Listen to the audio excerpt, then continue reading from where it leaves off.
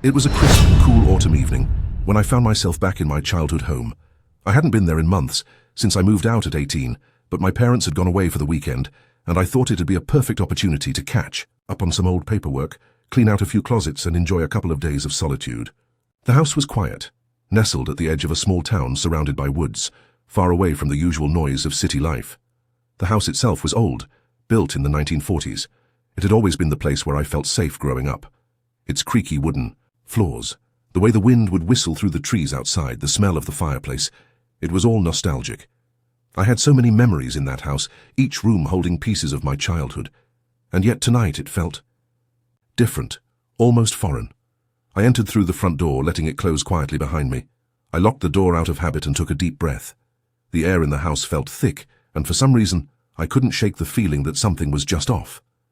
But I chalked it up to the fact that I hadn't been here in so long. I walked through the house, flipping on lights as I went, each click echoing through the empty halls. My first stop was the living room. I grabbed the remote from the coffee table, clicked the TV on, and then sat down on the couch.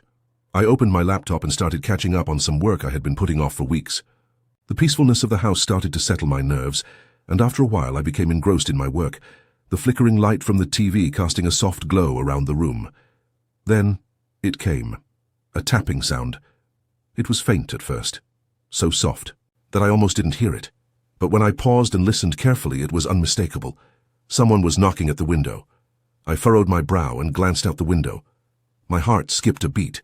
It was pitch black outside, no streetlights, just the vast expanse of the woods. I couldn't see anything through the glass.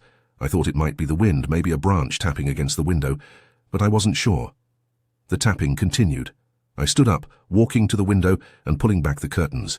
I squinted into the dark yard, but there was no one there. No shadowy figure, no movement, only the faint rustling of the leaves in the trees. Maybe it was just my imagination, I thought. But then it happened again. The tapping was louder this time, more insistent. I stepped back from the window, my pulse quickening. There was no logical explanation for it, but it felt wrong. I shrugged it off, telling myself that the old house had a tendency to settle and make strange noises. Perhaps the wind had shifted direction, causing something to scrape along the window. Still, I couldn't quite shake the feeling of being watched. I tried to focus on my work again, but the sound wouldn't stop. Each tap seemed louder and closer, like something or someone was standing just beyond the glass, waiting for me to acknowledge them. My heart pounded in my chest as I sat there, frozen, unsure of what to do. I turned off the TV, listening carefully. It was quiet now, but the air in the house felt thick, as if the walls themselves were holding their breath. I decided I needed to check it out. Maybe it was an animal, a raccoon perhaps. The idea of a creature tapping at the window felt like a much more reasonable explanation than a person. I grabbed a flashlight from the drawer in the kitchen and went outside to investigate. The wind had picked up and the rustling leaves were louder than before. The yard was empty, the only sounds being the wind and the occasional creak of a distant tree branch.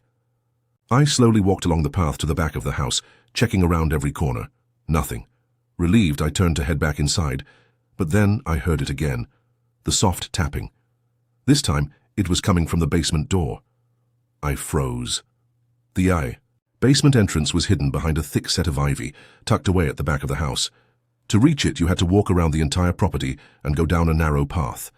It wasn't a place that was used often, and it wasn't even visible from the windows of the house. Whoever or whatever was there would have had to know exactly where it was.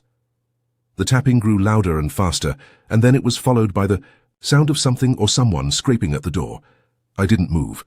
My heart was pounding in my chest as I stood there in the dark, trying to rationalize what was happening. Could someone have broken in? Did I forget to lock the basement door? I stood frozen in place, my mind racing. Then suddenly the sound stopped. I waited, my breath caught in my throat, straining to hear anything that might give me a clue. But all I could hear was the wind in the trees and the distant calls of owls. I cautiously crept back toward the house, feeling as if something unseen was following me. My hands were shaking as I reached for the doorknob. I locked the door behind me and went back into the living room, my mind still reeling. What had I just heard? I tried to rationalize it. Maybe it was an animal, maybe I was just imagining things. I went upstairs to my childhood bedroom, and as I lay down, I tried to push the anxiety out of my mind. I turned on the TV to try and distract myself, but it didn't work. The silence in the house felt suffocating. I was just about to drift off when I heard it again. The tapping. But this time it wasn't outside, it was inside. The door to my bedroom, my old bedroom which I always locked, started to shake. Someone was trying to open it. My heart skipped a beat. I had locked that door. No one should have been able to get in. The shaking stopped. I waited for what felt like an eternity before I heard a faint knock on the door. I froze. I couldn't move. My breath caught in my chest as the knock came again, louder this time, followed by a slight twist of the doorknob. I knew I had to do something, but my mind was blank. I grabbed my phone, but there was no reception. The last thing I wanted was to confront whoever was outside my door, but I couldn't ignore it any longer. My hand gripped the phone so tightly, I thought I might break it. I reached for the baseball bat I had stashed in the corner of the room, my fingers trembling. I knew it wouldn't do much, but it was all I had. I crept to the door, my heart racing.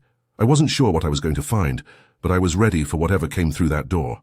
Then it stopped. The knocking, the twisting of the doorknob, it all ceased. For a moment there was only silence. I waited, and waited.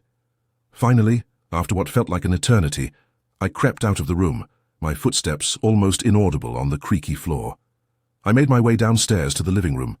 Everything was still, but I felt the hair on the back of my neck stand up. The air in the house was different, charged, heavy.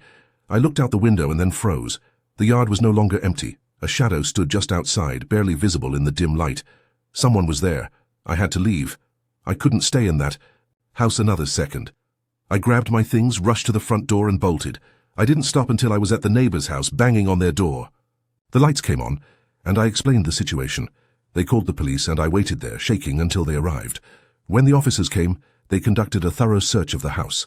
There was no sign of forced entry, but they did find evidence of someone having been there, footprints in the dirt near the basement door. The house had been entered, but I couldn't prove who had done it. They never found the person who had been in the house. I didn't return to that house after that night. I couldn't. The unease, the fear, it lingered. And to this day, I can still hear the tapping sound when I'm alone. Sometimes late at night I swear I can feel something watching me.